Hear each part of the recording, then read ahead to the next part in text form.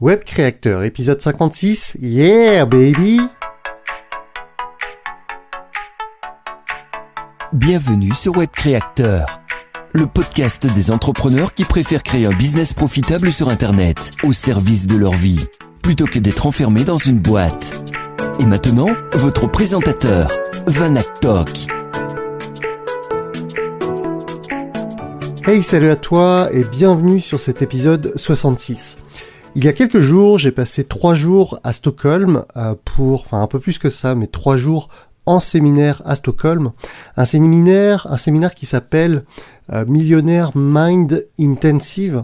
C'est un séminaire dont le contenu a été créé et imaginé par T. Harv Eker, qui est nul autre que l'écrivain du célèbre livre « Les secrets d'un esprit millionnaire ». Si vous vous intéressez à l'éducation financière, c'est un livre formidable que je conseille. C'est l'un des tout premiers livres que j'ai lus à ce sujet, donc de l'éducation financière, avec notamment Père riche, Père pauvre, et puis tous les livres de ce genre, l'autoroute du millionnaire de Marco, je sais plus le prénom, mais voilà. Et en fait, j'ai passé 3 jours exceptionnels. C'était la première fois que j'assistais à un séminaire en anglais. Et en fait, j'ai tellement été séduit par l'approche, j'ai tellement été séduit par le mindset, j'ai tellement été séduit par l'ambiance qu'il y avait dans ce séminaire que je me suis inscrit à leur programme d'accompagnement sur 18 mois. Grosso modo, c'est la concaténation de 5 autres séminaires où on parle de dev perso, où on parle business, où on parle rapport à l'argent pour créer des stratégies pour en gagner plus. On parle revenus passifs.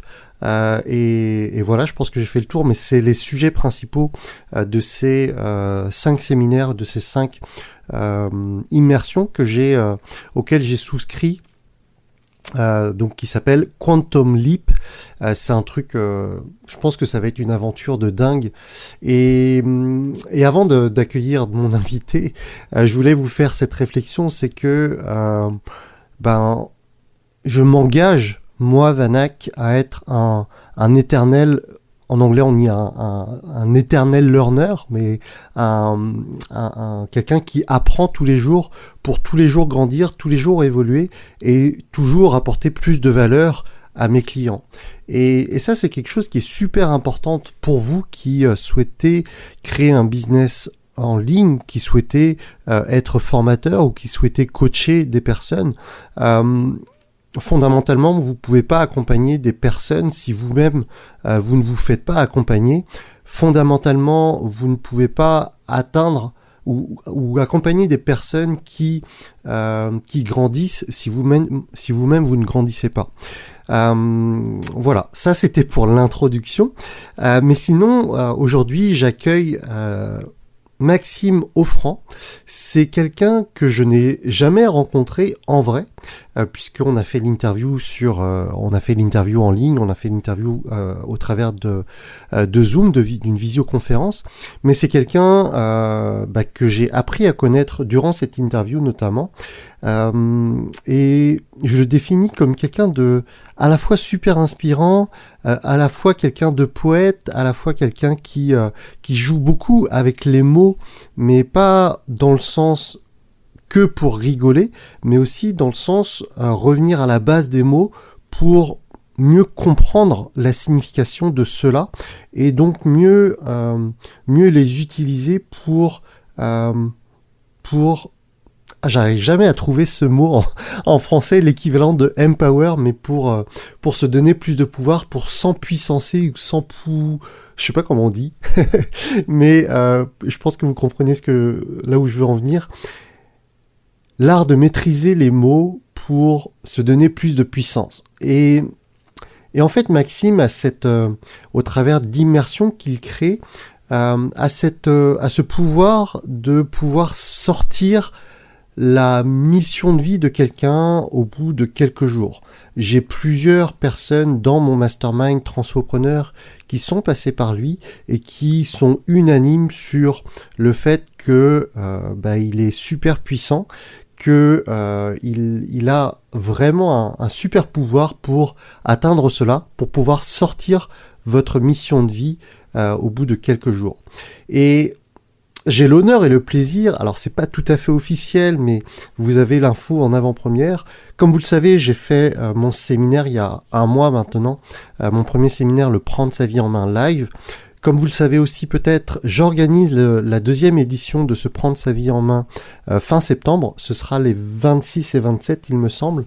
Et j'ai tellement été séduit par Maxime, par le personnage, que je lui ai proposé d'être speaker, d'être intervenant lors de ce deuxième Prendre sa vie en main live, chose qu'il a accepté, donc modulo quelques petits arrangements sur lesquels on doit s'entendre, mais sinon Maxime fera partie des intervenants et je suis super content parce qu'il a beaucoup de choses à vous délivrer. Sans plus attendre, je vais donner la parole à Maxime et puis apprécie bien cette interview et on se retrouve comme d'habitude à la fin de celle-ci. Salut!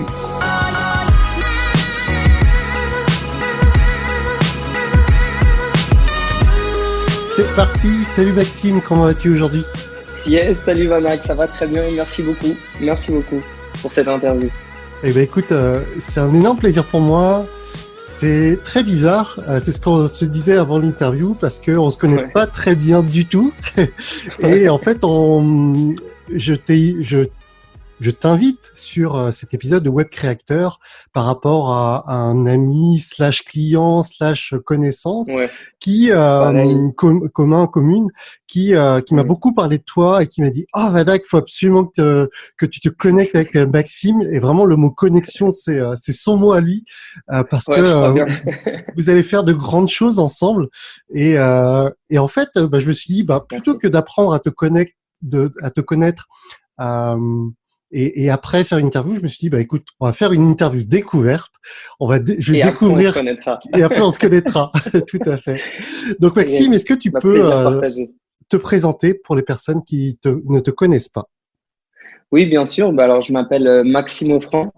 Des personnes disent que je suis coach, d'autres disent que je suis artiste. Enfin, moi, je me considère surtout comme guide, dans la mesure où je guide les personnes véritablement vers leur essence, vers leur raison d'exister, vers leur mission unique sur Terre, pour qu'elles puissent trouver le sens de leur vie et devenir maîtres de leur vie. En quelques mots, ce serait ça. En fait, ce sont des mots qui me parlent beaucoup. Alors, je te connais pas du tout. On a échangé un petit quart d'heure ensemble il y a quelques jours, mais c'est des mots qui me parlent beaucoup. Juste, tu as quel âge aujourd'hui et c'est quoi ton parcours finalement avant d'en arriver là, avant d'en arriver à être guide de personnes? Ok. Donc, je peux te parler avec le cœur, du coup? Écoute, parle-moi avec le cœur, avec plaisir. Ok. Donc, l'histoire, en fait, tout simplement, elle vient de mon père, de base. C'est comme le héros de ma vie. C'est celui que j'ai toujours voulu rendre fier. C'est celui qui m'a mis au judo depuis tout petit. C'est celui qui m'a transmis mes valeurs et j'ai toujours, rêvé de ma vie dans les yeux de mon père. Et en fait, mon père, j'ai eu la chance d'avoir un père beaucoup aimant, qui m'a toujours dit je t'aime depuis petit, donc c'est une grande chance. Sauf qu'à un certain moment, au niveau de quand tu dois choisir un peu ta spécificité au bac, etc. Il se trouve que lui, il aurait voulu que je fasse ingénieur, que je sois pharmacien ou ingénieur ou médecin. Sauf que j'avais quelques j'avais quelques difficultés en maths, même des grosses difficultés. Et j'ai compris qu'en fait, je pouvais pas faire ça. Okay. Déjà, j'aimais pas ça et je pouvais pas faire ça. Et là, j'ai vu, c'est bizarre, mais ça paraît peut-être bête, mais j'ai vu comme la fierté de mon père qui diminuait et je ressentais plus de dureté vis-à-vis de mon père. Et ça me faisait mal. Et en fait, à partir de là, je me suis dit, OK, je serai peut-être pas ingénieur, mais je vais être ingénieux. Et je sais que dans ma vie, je vais donner tout ce que je peux pour le rendre fier. Et peut-être que je comprends pas les mathématiques, mais peut-être que je vais faire beaucoup d'argent et peut-être qu'avec cet argent, mon père sera fier. Et ça a été vraiment…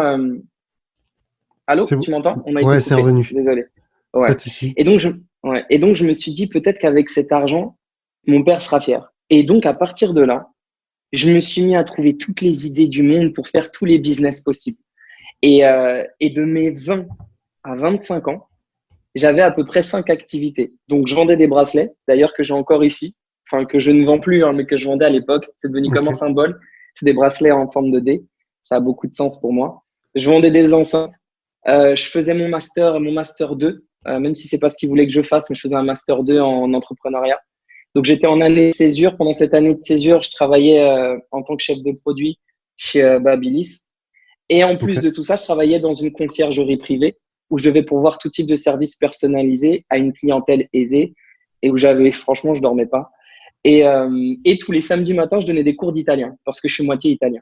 Ok. Donc en fait, j'avais à peu près, je crois 5 activités et je dormais entre 3 et 6 heures par nuit étant ma grasse mat. Et je faisais tout ça et j'avais l'impression d'avoir l'énergie d'une Formule 1, mais vraiment dans tous les sens, je faisais tout ce que je pouvais, mais d'être sur des rails de train. Et pourquoi je dis sur des rails de train en étant une Formule 1? Parce que ça marchait pas. J'avais l'impression de tout donner, de faire tout ce que je pouvais et ça marchait pas. Je me sentais pas valorisé comme je voulais être valorisé dans tous les sens du terme, valorisé d'un point de vue moral, éthique, mais valorisé aussi d'un point de vue financier. Ça n'arrivait pas à matcher ce que je voulais par rapport à moi, mais en fait, comme tu l'as bien compris, par rapport à mon père. Mhm. Et en fait, c'est bien ça parce que quand je dis une Formule 1 sur des rails de train, parce qu'en fait, en rentrant d'une mission de conciergerie privée, je me suis endormi au volant à Saint-Germain-en-Laye, là où il y a au niveau de la fête des loges. Je m'endors au volant et ma voiture qui part dans tous les sens, qui pète la barrière, qui part de l'autre côté, qui traverse toute la rue d'en face. Et j'ai eu la chance que ma voiture se freine par elle-même juste avant de rencontrer l'arbre. Donc, elle était cabossée dans tous les sens. Il y avait de la fumée. Je sors de la voiture. Je me mets à crier dans la forêt. Et là, je me dis, waouh, qu'est-ce qui se passe? Et je me dis, mais en fait, un accident de la route, c'est un accident de la voie, finalement. Comme si je n'étais pas sur ma voie. Et vu que j'adore l'art des mots, ça va vite dans ma tête. Et je me dis, mais attends, mais la voix, ça peut être aussi la voix VOIX. Donc, Mhm. peut-être que je n'exprime pas assez ma voix. Et si je n'exprime pas assez ma voix, c'est peut-être que j'écoute trop la voix des autres, de ce que eux voudraient que je sois. Et finalement, je vais finir par ne pas me réaliser, par ne pas être moi. Donc, ça commence à mûrir comme ça dans ma tête. Mais tu sais, j'étais très obstiné pour rendre fier mon père. Donc là, pour moi, l'obstination, c'est la détermination aveugle, tu vois, un peu Mhm. obsessive. Et donc, j'étais obsédé. Donc, deux mois plus tard, je continue sur cette voie-là, hein, bien sûr. Et 2 mois plus tard, je fais un salto arrière. Sur la plage en Sicile, j'allais voir ma famille. Je fais un salto arrière et je tombe sur la nuque. Et alors là, donc c'est simple, je pouvais plus bouger mon cou, je pouvais plus bouger mes bras. Le diagnostic, c'était clair, entorse grave du rachis cervical, je me rappellerai toute ma vie alors que j'y connais rien. Mais entorse grave du rachis cervical, cervical 5 sur cervical 6 avec fragment d'os. En quelque sorte, la personne me dit, vous avez eu le coup du lapin, mais vos ligaments ont tenu. Normalement, c'est la tétraplégie ou la mort. À partir de là, ça a transformé ma vie. Ça a changé ma vie parce que j'ai l'impression d'être rentré dans une période de 8 mois. En fait, pendant 8 mois, j'ai 8 mois de convalescence. 8 mois d'introspection, en fait, de méditation, mais au sens propre du terme méditation. Med, qui veut dire milieu. Sion, qui veut dire action. Donc, l'action de retourner au milieu, de se recentrer. Et là, je me suis recentré sur moi-même et j'ai eu la chance d'avoir sur mon chemin le docteur Nicolas Proupin, qui est un docteur en chiropratique et qui m'a finalement soigné ma colonne vertébrale, certes, mais qui m'a aussi soigné mon être parce que c'est lui qui m'a éveillé à ma raison d'être. Et là, j'ai compris en fait que qu'est-ce que je faisais naturellement depuis tout petit. Parce que tu as vu, tu m'avais parlé aussi de ton passage à la méditation où pendant 3 jours, tu ne voyais Introspection plus rien, intense. Ouais. d'introspection intense. Et en fait, c'est un truc de dingue parce que quand tu trouves ta raison d'être, tu as l'impression, Nicolas Propin dit que quand le cœur est clair, le cœur éclaire. Et que tout d'un Mhm. coup, tu vois clair. Et tu t'éveilles à ça et je me suis dit, mais qu'est-ce que je fais naturellement depuis que je suis tout petit? Tu sais, tu te poses des questions existentielles où Mhm. tu crois que c'est nul, mais en fait, c'est évident. C'est fondamental comme question. La qualité des questions, c'est la qualité de la vie. Donc, je me suis dit, quelle est cette chose pour laquelle je suis faite? Et véritablement, je me suis rendu compte que depuis tout petit, depuis que je sais écrire, j'étais peut-être pas bon en maths, mais je faisais des poésies. Je faisais des poèmes. Je parlais aux gens, j'écoutais les gens, je conseillais les gens. Au collège, il y a les couples qui se mettaient ensemble, c'est moi qui les mettais ensemble. Dès qu'ils se séparaient au bout d'un mois et demi, bah, c'est moi qui, ils étaient en train de pleurer, ils m'appelaient à droite, à gauche. Bref, ça, toute ma vie. Et encore aujourd'hui, je le fais. Et c'est pour ça que c'est devenu mon métier. Et je me suis dit, mais c'est ça qu'il faut que je fasse. Donc, à partir de là, c'est simple. Je suis retourné à l'école, en fait, quand j'allais mieux, quand je pouvais de nouveau bien bouger. Et j'ai fait une école de psychothérapie. Donc, j'ai fait Synapse, où je suis devenu maître en PNL, en programmation neurolinguistique.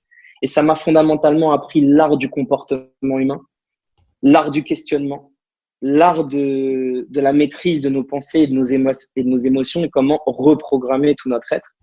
Et bien sûr, j'ai couplé ça avec l'enseignement de Nicolas Propin, qui a créé la première académie qui permet à chacun de trouver sa raison d'être, qui est l'Académie des nouveaux droits de l'homme. Et donc là, j'ai pu coupler cet art des mots, en fait, l'art des mots, parce que ma raison d'être, c'est libérer le cœur des gens à travers l'art des mots. Et j'ai pu coupler l'art des mots avec, j'ai pu aiguiser ma lame, en fait, pour pouvoir sortir la raison d'être d'une personne, la mission de vie unique d'une personne sur Terre, le sens de sa vie. Pas simplement, oui, mais moi, j'ai ma raison d'être, je veux aider le monde. Non, non, non. On a tous une mission unique. On est fait d'atomes, on est fait de cellules. Toutes nos cellules ont une mission unique et précise pour notre corps. Alors, nous sommes une sorte de grosse cellule. Souvent, quand je dis ça aux femmes, elles aiment pas. Quand je dis on est une forme de grosse cellule, je suis pas grosse. On est une forme de grosse cellule qui avons une mission unique et précise pour un corps plus grand qu'on peut appeler le monde, la Terre, l'univers, peu importe. Et en fait, Esculape, donc c'est écrit sur une statue grecque à Athènes. Donc Esculape disait toute structure qui ne suit pas sa raison d'être s'autodétruit. C'est ce que m'a transmis Nicolas Propin. Et effectivement, c'est-à-dire que j'ai fait que de m'autodétruire pendant toutes ces années-là. Et là, pour une fois, je commençais à me construire. Et quand tu sais ce pourquoi t'es fait, tu sais comment te réaliser. Et c'est comme si tu passes de quand tu sais pas pourquoi, tu subis. Et quand tu sais pourquoi, tu deviens maître de ta vie. D'ailleurs, on n'a jamais appris à maîtriser quelque chose dont on ne sait pas à quoi ça sert. Quand tu sais pas à quoi ça sert, tu t'en occupes pas. Mais dès que tu connais la raison d'être de cette chose, tu apprends à la maîtriser. Et à partir de là, ça a changé toute ma vie parce que je suis parti en Espagne. On me dit que le cœur est aveugle, mais en fait, le cœur, il n'est pas aveugle. Le cœur, il voit très clair. C'est juste que les yeux du cœur et les yeux du corps qui a besoin de son protégé sont différents. Et donc, je pars en Espagne parce que ma femme part en Espagne. C'est pour ça que je dis le cœur. Et donc, je pars en Espagne, mais je maîtrisais pas la langue. Je connaissais pas le pays. Oui, j'avais fait mes études, etc. Je commençais à avoir quelques clients en France, mais là, j'ai tout perdu parce que je me suis dit, mais comment je vais faire pour gagner ma vie maintenant? Enfin, en Espagne, pourquoi tout recommencer? Ça y est, je pouvais enfin vivre de ma passion et je dois tout recommencer. Sauf que, bon, je crois aux signes. Je crois à la phrase de Paul Éluard qui dit qu'il n'y a pas de hasard que des rendez-vous. Et ce premier jour en Espagne, je me rappellerai toute ma vie parce que j'étais comme ça, j'étais posé dans le salon, ma copine était partie travailler. Et je me suis dit, mais à quoi je sers là? Et là, je vois une colombe qui arrive sur le muret et je me dis, OK, faut que je reste ici. Je sais qu'il va se passer quelque chose. Et comme quoi, je dis que le cœur, le cœur voit très clair. Parce qu'à ce moment-là, je crois une semaine plus tard, il y a une dame, une femme, qui m'appelle et qui s'appelle Estelle. Son nom a son sens, vu que j'adore l'art des mots, parce que Estelle veut dire étoile. Et ça a véritablement été mon étoile. Elle m'appelle, elle me dit, voilà, Maxime, je sais pas si vous vous rappelez de moi, mais on s'était rencontrés à une soirée de conciergerie privée. Donc, à l'époque, et c'était une soirée, hein, c'était pas du tout le cadre de j'aide les gens, j'étais pas du tout coach à l'époque. Et elle me dit, tu m'avais énormément aidé. Et là, j'ai vu que tu t'es professionnalisé, tu l'as mis sur les réseaux. J'aimerais que tu m'aides. Et je suis en pleine crise, j'ai besoin de changer. Voilà mon problème. Elle me fait toute sa liste de problèmes. Je raccroche, je dis OK, je reviens vers toi, je raccroche. Et là, je me pose sur un banc et je commence à écrire tout ce que je pouvais faire pour aider cette personne. Et je me dis, tu sais quoi? Je vais mettre tout ce que j'aime. Je vais mettre la méditation, le sport, l'art des mots. Je vais utiliser la nature. Je suis à Majorque, à Palma. Je vais utiliser la mer. Je vais utiliser la montagne. Je vais faire un truc sur 3 jours, sur mesure. Et en fait, j'ai commencé à dessiner mon séminaire. Et je la rappelle, et ça a été mon premier séminaire, suite auquel il y en a eu 20 autres en une année. Donc, je suis passé j'étais presque paralysé, j'avais perdu tout mon argent, j'avais mal investi, je m'étais paumé, mon père n'était pas fier de moi et tout ça. Finalement, à partir du premier séminaire, j'ai fait 20 séminaires sur un an. Donc, je suis devenu autonome, indépendant financièrement. J'ai gagné, enfin, j'ai commencé à très bien gagner ma vie. Et à partir de là, je pourrais te dire que la fin de l'histoire, qui a été pour moi le début de ma vie aussi, c'est que oui, j'ai pu renaître quand je me suis fait mal à ma nuque, tu l'as compris. Mais c'est ce jour-là, je me rappelle en Sicile, donc j'avais fait mes 20 séminaires, donc c'était l'année d'après. Je vais en Sicile et je débarrasse la table et mon père me met sa main sur ma main, comme ça, pendant que je prenais son assiette, et il me dit, tu sais, Maxime, j'ai toujours rêvé d'avoir un fils et t'es le fils que j'ai rêvé d'avoir. Ah, c'est beau. Et je suis fier de toi. Et quand il m'a dit ça, je me suis dit, waouh, c'est ça d'être millionnaire. Je me suis dit, c'est ça, ça y est, je suis arrivé dans ma tête alors que j'étais loin d'être millionnaire. Je suis pas millionnaire en euros encore, mais je me suis dit, ça y est, je suis millionnaire. Et depuis ce jour-là, tout n'a fait que de croître. C'est-à-dire que ma vie sentimentale avec ma femme, ma vie amicale, tous mes relations, ma vie financière, elle a fait un bond. Et puis maintenant, ma femme, d'ailleurs, elle aussi travaille de sa passion. Donc, ça y est, on a un couple entrepreneur, donc on fait ce qu'on aime. Et voilà, c'est la plus belle histoire c'est pour ça que je t'ai parlé avec le cœur, c'est pour ça que je t'ai demandé, parce que c'est peut-être pas une réponse conventionnelle, mais en tout cas, c'est vraiment celle que j'aime expliquer. Et donc voilà, donc aujourd'hui, j'organise des séminaires et je suis aussi ambassadeur des Nouveaux Droits de l'Homme, donc cette académie dont je te parlais qui m'a permis de moi trouver ma raison d'être. Donc je suis aussi enseignant dans cette académie. Voilà. Top. C'est la première fois que je laisse parler quelqu'un aussi longtemps sur ce podcast. C'était vraiment passionnant. Je voudrais revenir sur quelques petits points, notamment ce qui va intéresser les gens de ce podcast. C'est donc on a compris l'histoire d'Estelle, voilà, qui vient vers toi. Et je voudrais revenir sur la création de de ce séminaire, de cette première offre. Comment est-ce que du coup, tu n'avais qu'une seule cliente pour ces 3 premiers jours, ou est-ce que tu as construit un truc sur mesure pour elle et ensuite d'autres personnes se sont greffées? Comment ça s'est passé le début de avant d'avoir ces 20 séminaires en un an? Le tout premier, comment ça s'est passé? Alors, le tout premier, c'est ce que je dis aux gens, c'est commence par la première porte. Fais ce que tu peux avec ce que tu as. Ma question clé, c'est quel est le tout premier petit pas que tu peux faire maintenant pour te rapprocher de ta vie réussie? Et le tout premier petit pas que je pouvais faire là, c'était m'occuper d'une seule personne.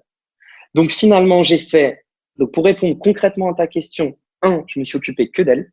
Je me suis concentré que sur elle parce que je sais qu'on est des êtres humains et que finalement, on a tous des points communs. Et je pense que tu le sais avec le métier que tu fais et que finalement, quand tu réponds à une question, tu peux en répondre à d'autres.